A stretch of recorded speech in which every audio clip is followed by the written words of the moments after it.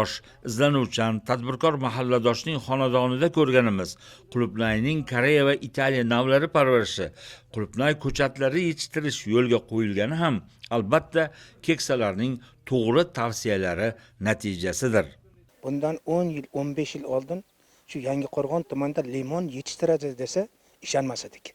Bu sitrus meva ko'dardik. Mana bugun qarang, janubiy iqlimlarda moslangan qulupnaylar bizni birlik mahallada yetishtirilyapti. Yetishilganda ham qanaqa qilib yetishtirilyapti?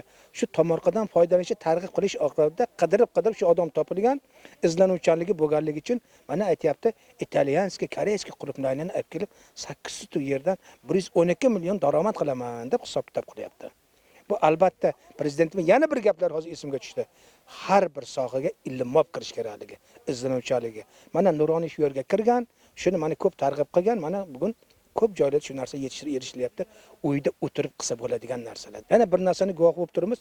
Bu yigitimiz xonadon sohibi qulupnay yetish bilan birga qishloqlarda buni ko'paytirib o'zi ko'chat yetishtiryapti. Bu albatta nuroniy shuni taklif qilgan. Kelsan yetkaz shuni.